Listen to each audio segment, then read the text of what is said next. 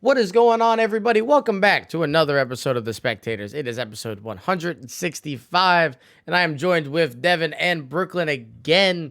We are going on the World Cup talk. We're going to talk a little bit about some washed up dudes in the NFL, and we're going to have a good time today. How are you boys doing? Doing great, bro. How y'all I'm doing? feeling real good. Yeah, Devin's feeling great. Just off a Vegas trip. Excited to hear more about that and the Absolutely. the debauchery that happened during that. But happy to have you back, brother. Hope you had a good trip and that you're able to get some good soccer in during that. Before we Came get back to early just to talk to all of you. it's actually true. It's actually true. We flew him out. But before we get into the World Cup talk, I do want to talk about the NFL this weekend. We had a good week of NFL action. We had 3 games on Thanksgiving. Also, happy late Thanksgiving, everybody. I hope that went well. We had 3 games on Thanksgiving, including victories from 3 of the best teams in the league with the Bills, Cowboys, and the Vikings. And then we had some games going on Sunday. And this is where the real nonsense happened, bro. This is where the real nonsense happened. We have already apologized to Nico. I'm not doing it again. But before the season started, Nico said Russell Wilson was not a top 18 quarterback and that Tua Tagovailoa was better. Both of which have been debunked. Like, both are true. He was right. This is what happened. Now, even if he was right? Even if you told me that Russell Wilson was a 20th best quarterback and you said this is factual, and I would be like, okay, whatever. I don't think that the Denver Broncos are going to be 3-8 after starting 3-1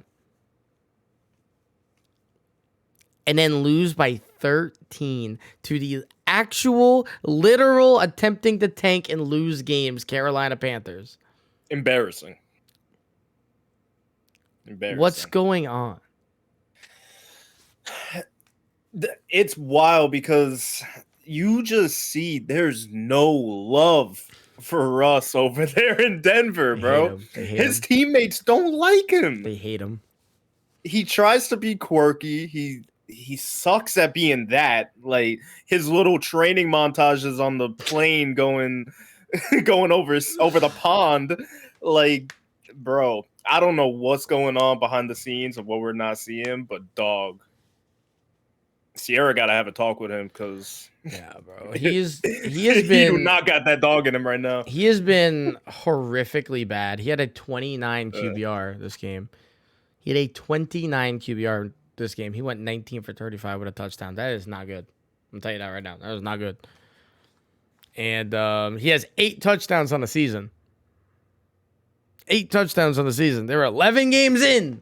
11 games in. How much was his contract? Hold on. What was his contract? Oh, no. I'm about to have a stroke reading this contract.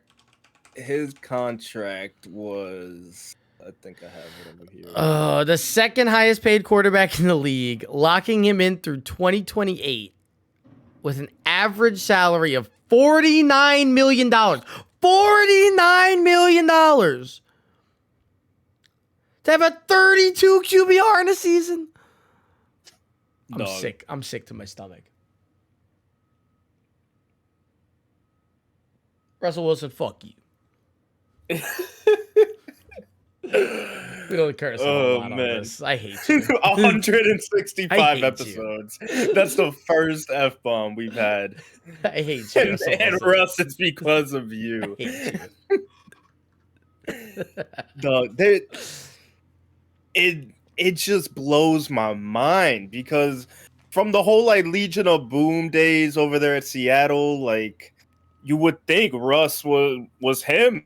Yeah. And all of us did. Like, oh, Denver's getting Russ. Cool. Like, they might have found their guy that would take them over the little hump that they've had ever since Peyton left. Yeah. Nah, put them in a bigger hole. Yeah. Now they're worse. They're in a horrible hole now, dude. At least Drew Lock was quirky. Like, he sucked, but they liked him. he was terrible, but they liked him. And that's the thing, bro. Nobody likes Russ. Nobody likes Russ. Everybody hates Russ. Yeah. Not Chris. Chris, you're scot-free. The funny thing, too, is, like, the other quarterback that everybody hates also sucks. And that's Aaron Rodgers. And They drafted Jordan Love a couple of years ago. He comes into this game. They played the Eagles last night, and it actually wasn't even a terrible game. Rodgers has 2 picks. They were pretty bad picks. They scored 33 points, so like shout out. Jordan Love comes in, 6 for 9, 113 yards and a touchdown. And it's just like, Rodgers has kind of sucked. You bring this guy in. Is the Rodgers era over? Is my question to you. I hope so. I really hope so. And I mean, there's no reason to try to keep the ship rolling except for just you paid him a boatload of money. And it's like, well, what are we going to do with it? That's the only reason. You guys should have just let him walk away. You would have been in a better spot because then you could just rebuild from there. They drafted his replacement 3 years ago. Why would you re-sign him to a gigantic deal when you've already drafted his replacement? You have the guy in the building. Yeah. You want that guy to leave? That now you just wasted a first-round pick? Like, it's so weird the way they went about it because it's like, okay, you draft the replacement, 2 years, maybe 3 at max, and then he's on the field. Or at that point, you trade him. But now you have the 3 years. Let's say Aaron goes his whole contract. Bro, you don't have him anymore. Yeah. What? You're wasting this kid's whole career for what? Yeah, just for what? To learn from Aaron Rodgers? Which in the past, want to teach him. In the past, like, cool, that's probably fire, but not right now. Yeah, man. I mean, not right now. How well did learning from Aaron Rodgers work with like Matt Flynn? Like, like how well has it ever worked with any of these other guys? Not great. But great to see. Actually, no, it's not great to see. This is the first time I've like rooted for the Packers in years, and of course they let me down. It's one of those things. You finally go against their morals, and then you get betrayed for it. So. I needed the Packers to keep losing because I need the cheese to melt. Yeah, no, I agree. I just needed it yesterday. I asked for one thing. I get nothing. It's sad. It's so sad. But yeah, those two quarterbacks, you both stink, and I can't wait for Rodgers to be gone. And Russ, that's a whole other. Hey, I'm never mad at somebody getting the bag. Shout out, $49 million a year, unreal. Yeah, if you could finesse that, do it. Unreal. Do it. That is Tobias Harris levels of like thievery. Except worse because Tobias Harris is actually like a contributing player on like a contending team. So Russ is detrimental at this point. He's actually a detriment. So that's just comedy. But that's our NFL talk for the week. Short, concise. We needed some slanders. Jets won, Vikings won. What was that, like 7 times this year we've both won? I didn't think you guys were winning 4 games. Hey, I came into this year and I got the receipts. I said 5 to 7 wins. I like it. You did say that. Hopefully they don't lose out, and you're right. Hopefully you guys. Even if we did, I got it. You did what you did. I'm on the board. Also, shout out Mike White, the actual shout out Mike White. Another QB. Real quick for like a minute, Zach Wilson, you bozo stink. You stink. You suck. you suck. Like Zach Wilson, are you watching this? Listen, dude. You are a loser. You didn't even dress this week? You got benched, you didn't dress? You're a nerd. I hope you never play in this league again. He dogged down one MILF and thought he was him. One. Thought he was him. One. Yeah, he did have a couple minutes of fame, and now he's getting chewed. It's crazy how quick the internet flips on you. Oh, it's wild. It's crazy. It's wild. So, Zach, you suck. Mike White, Jets to the Super Bowl, all that. Bye. So Mike White better, young boy better. We bring you in, brother. How you doing over there? I know you've been watching a little bit of this Portugal-Uruguay game. Yeah. How's it going? Myself a little occupied with this Portugal-Uruguay game. It's pretty tight so far. No team looks like decisive, but yeah, this World Cup has been everything I could imagine it could have been. So many upsets, so many shocker moments, goals. It's been an awesome time for sure. It's been fun. Yeah, the only complaint I've had to this point is that there's been far too many stinker games. Yeah. There have been way too many 0-0 games that it needs to stop. It needs to stop. Yeah. And I didn't think there was going to be that many 0-0 games, especially after the first couple days where we had, 2-0 Ecuador over Qatar. We had the 6-2 England over Iran game. So, and those were just in the first 2 days. But yeah, ever since, there's definitely been a lot of tight games. Couldn't find scoring moments, especially for our boys for the U.S. team. They had a tough time getting the ball in the back of the net. But that's just World Cup soccer for you. Yeah, I just counted all the draws. We had 9 draws so far in this World Cup. It was a lot. 9. Those were all 0-0 draws? No. Nah, that's just 9 draws. Okay. We could do some recon in that. That's actually an interesting one. I know we had one earlier, or not, we didn't have one earlier. Brazil actually wound up winning. Shout out. Yes, today, yeah. They did wind up winning. A late screamer from Casemiro. What a goal for them to defy place in the round of 16. It was, seen it, check it out. It was otherworldly. Yeah, and so Brazil is in. Who else is in to this point? France was the first team to qualify. 2 wins. Pretty convincing for them. Same thing for Brazil. Maybe not as convincing in their second game that they just played today, but yeah, definitely 2 teams I would have said after 2 games they would have easily qualified. Definitely probably the best 2 teams in the tournament so far, just based on how free-flowing their play is and how just dominant they have looked over their opponents thus far. So see them going all the way, either team. Well, and the truly wild thing that's going on here is that we're looking at a world where, yeah, France and Brazil are doing fantastic, but we're looking at a world where there's a very realistic chance that both Argentina and Germany do not make the round of 16. Crazy, bro. Crazy. And Germany has a little bit of an easier run, right? They get to play, I think they get Costa Rica in their next match. If they win, they're not necessarily in. There's a whole debauchery there that needs to happen for them to kind of sneak in there. But they kind of control their own fate. Argentina as well, they get to play, who they play? Poland?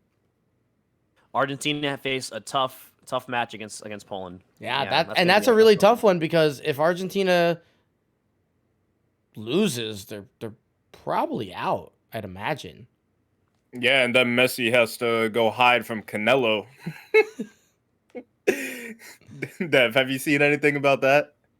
I did. So what Brooke is referencing, I'm pretty sure, is after the Argentina-Mexico game, in the locker room, Messi and co were kind of stepping and walking all over Mexican flag, and I believe Mexican jersey too. And then Canelo came out and said, "That dude better hide from me."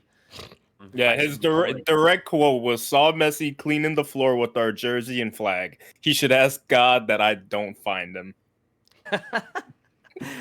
Is he gonna turn into like Liam Nielsen now and just find him? Like, what is Canelo gonna do, bro? A particular set of skills. I will find you and I will kill you. Yeah. So like, what's gonna happen? That's wild. Canelo, relax, bro. The funny thing about that is Argentina has had Mexico's number for probably well over a decade now. I feel like every World Cup, these 2 teams face each other, and World Cup, Argentina beats them. This game was definitely very intense, very tight. It looked like it was going to be the 10th tie of the tournament. Until please no, I can't take anymore. Until late in the second half, such a messy goal from Messi, and then the absolute screamer from Fernandez in the late 70s of the 90 minutes. So they're still in it. This one of those things where they can rely on other actors to get them through to the World Cup, but to make it simple, as long as they beat Poland, they They're in, advance. yeah. They could even, if they win, they actually get first place. So a win against Poland. All will be well in the world despite Yeah. the loss. Yeah. Yeah, so if they beat Poland, they actually look like, they've had a pretty solid group stage, not even thinking about their absolute howler against Saudi Arabia. Well, and shout out to Saudi Arabia too for getting that win, because every member of the squad is getting Rolls Royces. Like, Yep. Yeah. that shows how important this game is to some of these people. Saudi Arabia had no intention of coming in and winning the World Cup. They came in here to try and get a victory, maybe two. They did get one against Argentina. Maybe they can sneak one out against Mexico. Who's to say? Yeah.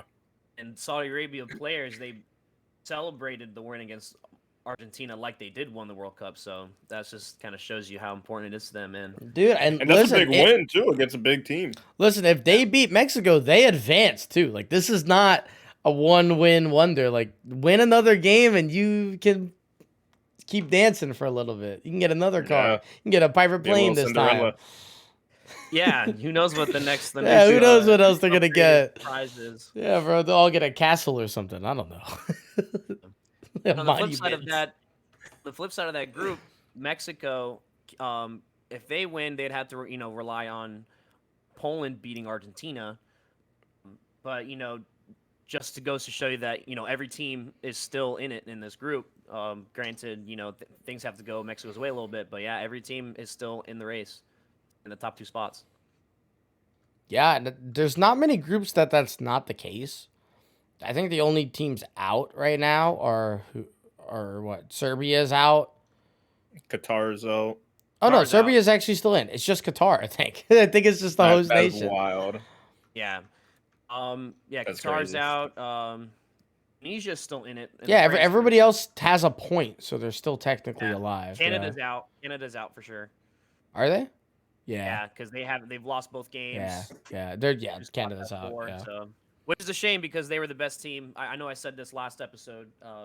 They were the best team in the CONCACAF qualifiers. But so far this World Cup, it seems that for the most part, every CONCACAF team have been not performing to their best and are kind of struggling. The only team I could say that's not the case for is the United States. Results haven't really gone their way, but they have, they've proven they can play with the world's elite and Never lost.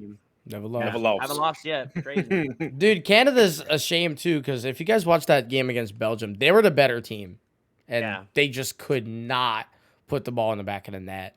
And they had so many chances, and they just couldn't do it. I mean, when you can't do the point of the game, like, I guess you aren't the better team, but it was one of those things where they very easily could have been in this mix and even to maybe win this table, but that's how it goes. This is how it goes. Yeah, and just still looking over the stats of that game, one of the more telling of all the stories when it comes to stats is the expected goals stat or soccer games. A lot of people like to look at who had more ball possession, but that really doesn't tell the full story because a team could just be counterattacks and counterattack, having a low block. You can't really penetrate any balls in the box. So that's where this expected goals comes in, which pretty much calculates how many expected goals you should have had game. Just based on all balls that get passed into the box, shots on target, stuff like that. And for that game against Belgium, Canada had a 2.6 expected goals, while Belgium only had a 0.7. So ideally, this game could have easily been 2-0 Canada, and Belgium weren't that convincing when it comes to their chances on goal. So it was a disappointing result for them. And then against Croatia, it was just... It wasn't great. It was not great at all. It wasn't great. It wasn't great. Yeah. Sugarcoated it a little bit. Yeah. They got clapped. Bad. They did get clapped. They scored first too. Really early on in the match, they scored first. It was like the first minute or two, right? Yeah, it was like, hold on, my boys. Oh, whoa. No. Wait, big fella. Yeah. Just skunked after that. Was that yesterday? It was yesterday. Yeah. Yeah. 4-1 finals, brutal. Japan too kind of fumbled the bag a little bit. They get such a big win early on against Germany, and then come out emotionally spent clearly against Costa Rica. And we said, I told people, I'm like, listen, I don't care that Costa Rica got booty blasted versus Spain. This team is still good. I don't care. Like, that was one of those games where, like, they were just the Spanish men that just got too angry and they're like, whatever. And they just let them score 7, which don't do that, but don't do that. But So the crazy thing about that Japan loss was that I've seen a lot of talk on Twitter when it comes, Japanese national team fans.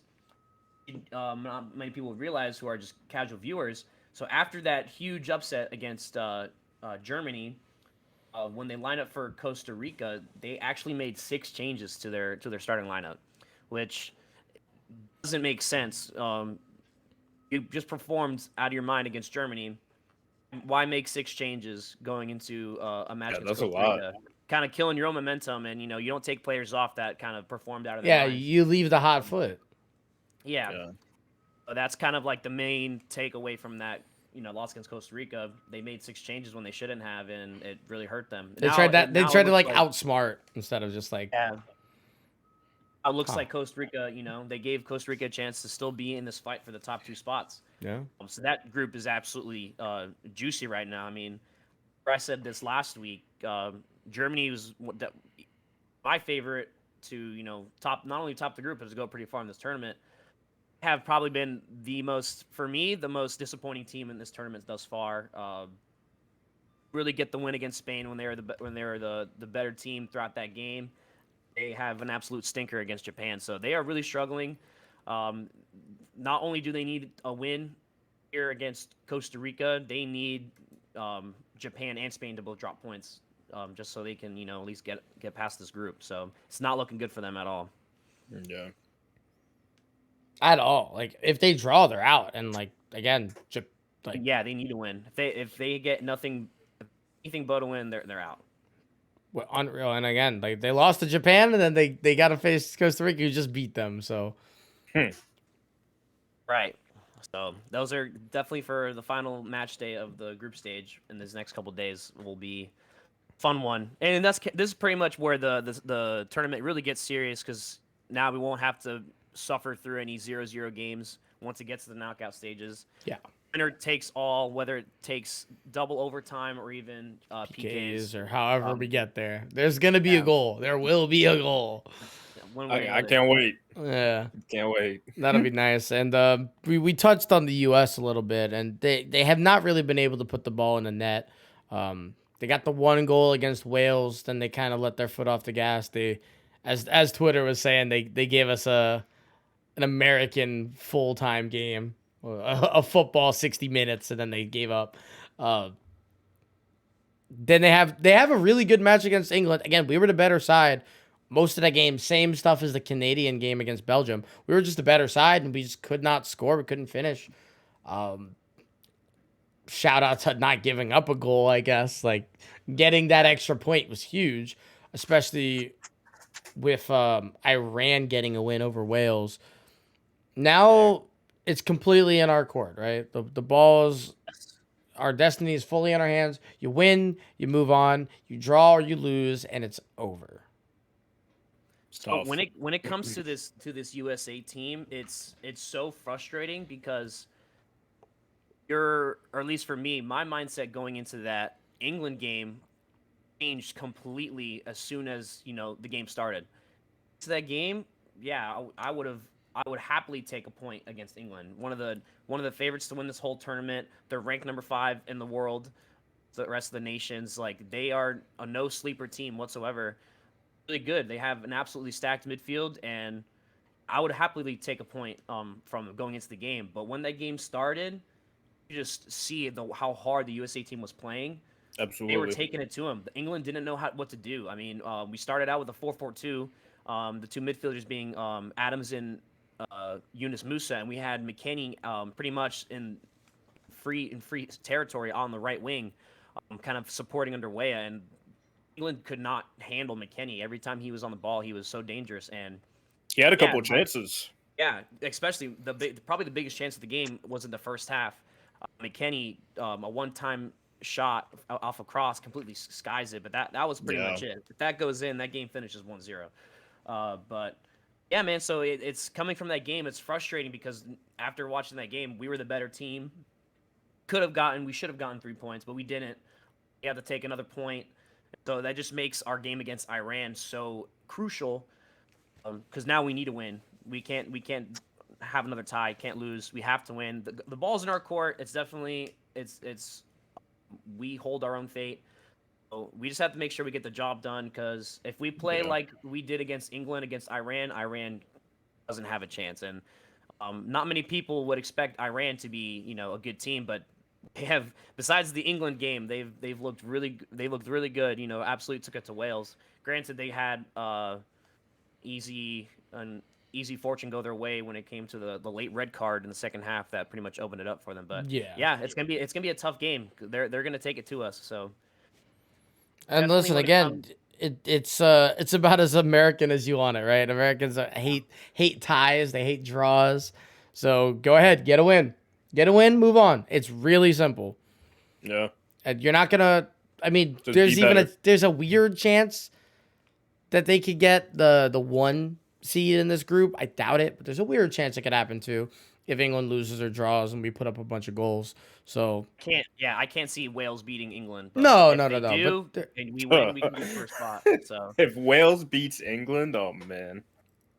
that would be the scene for that would be Right, nuts. right after they draw with us and they're just in shambles because of it. Oh man. it wouldn't even matter that much either, because like if that happens, then Wales still doesn't advance. So I mean, they could if we Oh, lose. no. It's So just they morally have to- defeating for them. Yeah, so they'd have to beat. They'd have to beat them by more 6, than- right?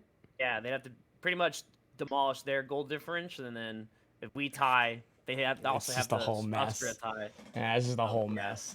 Yeah. Not possible, but wild. The last thing I will say, when it comes to the U.S. team, that game there has been a lot of unneeded, tension and controversy when it comes to the locker room. Greg Berhalter, our coach, has shockingly not played one of our most brilliant talents in Gio Reyna, 19 years old, attacking mid, can play left wing. He only gotten 20 minutes in these first 2 games, which is really concerning because now it's making it look like, he's fallen out of favor with Berhalter, but he's one of our brightest talents, and he hasn't played in the press conferences. A lot of these journalists are kind of on Berhalter, like asking him why you played him, and he initially said it was a fitness issue for why he didn't play the first game. Second game, he only got 20 minutes on the later end, but if he came on earlier, could have played a lot. So there's been a lot of reports about, and his dad, who was pretty much a legend for the national team, is beefing hard with Greg Berhalter for not playing Reyna They're enough. beefing. And the reports are that the locker room is now split. A lot of the team is wanting Reyna on the field, and Berhalter's not doing it, and so that's kind of talk around the team. There's like a disconnect. We don't need that, especially when our fate hasn't decided. It's annoying and frustrating that's happening, and I agree with his dad. Reyna should be starting, but at the same time, I mean, our team is playing out of their mind. Who do you take off for Reyna to start? I mean, You take I off was somebody. just gonna.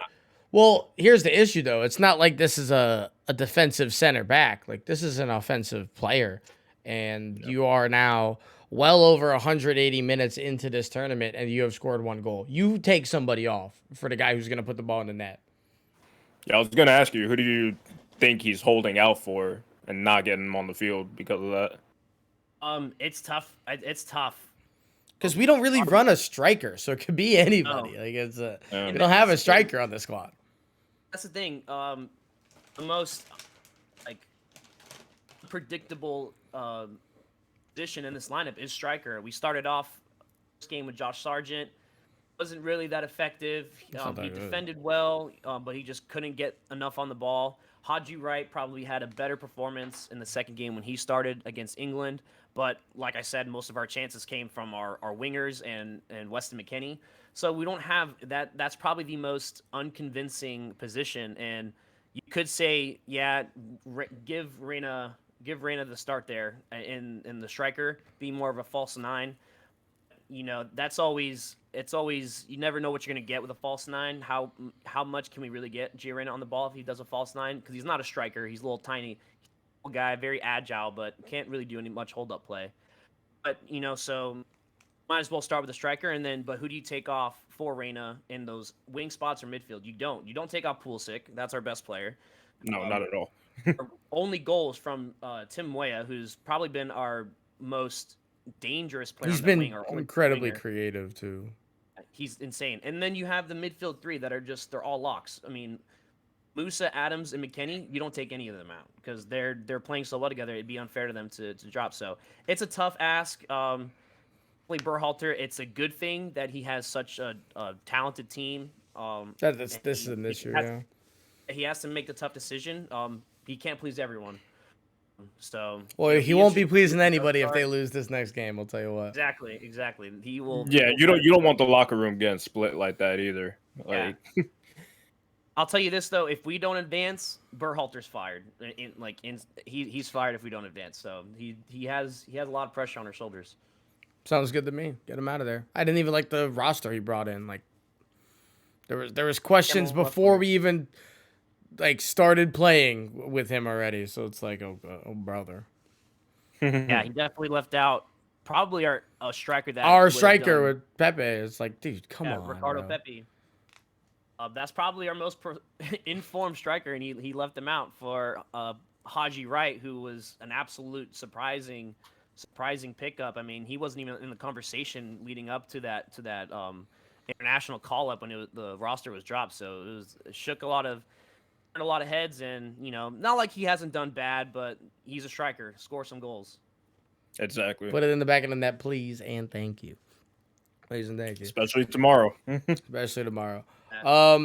Then I want to pivot real quick. So we talked about some of the teams, but who's been your man of the tournament to this point? Again, we've had some dominant teams and all that, but from what you've seen and the matches you've been able to catch, who's been the guy who's just been the most impressive to you? It shouldn't be any surprise, just because of the caliber of this player and what he's done the last World Cup and this World Cup, what he's done for club seasons. Kylian Mbappe. Yeah. Absolutely dominant displays. Especially in this last game, scored 2 goals, just on a whole nother level. The game I'm talking about is against Denmark. He's so dangerous. Every time he gets the ball, he is looking to take that player on, create a chance, get a shot off, and he just looks hungry. He looks like the Mbappe that we all saw in the 2018 World Cup. Granted, he scores a lot for PSG, but lately he's had attitude issues. Definitely, he's gone through a lot of shaky things off the pitch when it comes to how he's treating his teammates and such. He looks more like a team player now, and he's by far an untouchable talent right now. Just playing out of his mind, scoring goals left and right. Yeah, no question about that. I mean, last World Cup was his coming out party, right? Like if you knew soccer, you knew this kid was like a wonder kid, right? But then he had such an incredible World Cup, and you're like, oh, who the hell is this guy? And He's him. And then we have a couple of years. He's at PSG. They haven't done great on the world stage, and you're like, well, France team gets a little bit older. How is Mbappe going to be in a second World Cup? And I mean, he's been the best player in this tournament. I don't think it's even close, particularly. No. I mean, he has 3 goals, which is the most by anybody, right? And then just his creation is, he makes random Valencia got 3 too. Who does? Valencia from Ecuador got 3 also. Shout out Valencia. Just when he's on the pitch, everything he creates is just unreal. Like a random pass up top, he's just so much faster than everybody else, and he just has so much pace that he just creates uncomfortable positions on defense. It's crazy. I saw a clip of him making an off-ball cut, and he had the defender shook on his ass. It was wild. And it's kind of what you get with Mbappe. I mean, he plays with so much confidence, so much flair.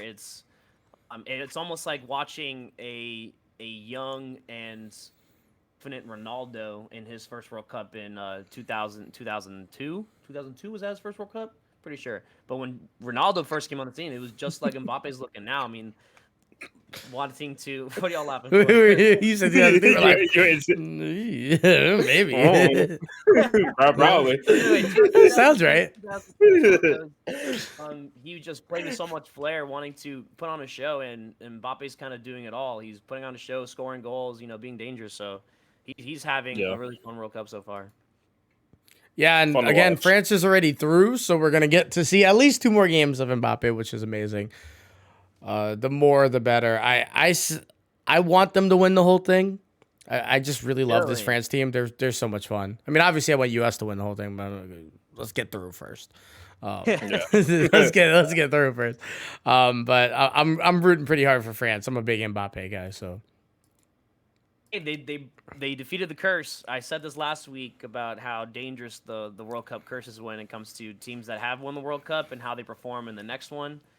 Most of the time, they don't even get past the group stage, and boom, they started the World Cup 2 wins, the curse. So for them, now they can probably maybe back-to-back champs.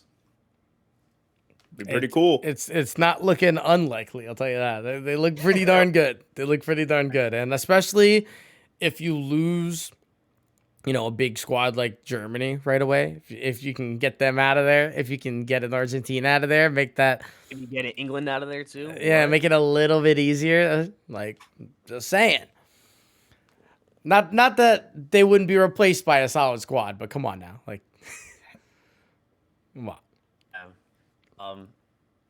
There's still a lot of small teams that have, performed super well. And yeah, Morocco's looked very good to this point. Morocco, yeah. They put the work in on Belgium. Yeah, huge upset there. Hakeem Ziyech had an absolutely great game against Belgium. But yeah, they have they have a couple of other really good players as well. They have Achraf Hakimi, really great right back. Sofiane Boufal, really crafty, technical player, likes to take players on. So yeah, they a good spot in that group. Just have to play Croatia, right? That's their last game. Morocco? No, they play Canada. Canada. Oh yeah. Yeah, so they got the easiest game left. Yeah, they played defeated Canada. I mean, Canada is obviously try to finish strong, but they lost already, so they're already out. So they could easily, if they win, If they win, they're in. This tournament. Yeah. They could absolutely. So that could be an interesting sneaky 1 seed even. Like they get if they 2-0 Canada, like crazy. Belgium getting knocked down the group stage would be absolutely nuts. I mean, they haven't looked good, so.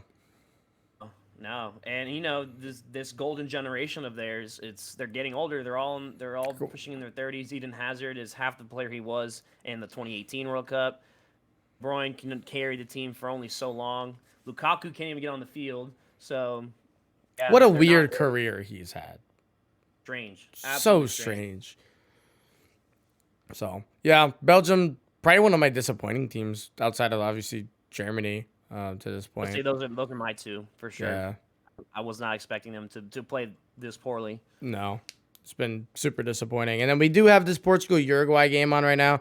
It is 0-0 pretty much at the half. It's about to get there. Much at the halftime. Yeah. It's about to get to the half. I've seen Uruguay from the little bit I've been glancing over. Uruguay's kind of dominated, and they've been in the box quite a bit. But again, who cares if you can't put one in the back?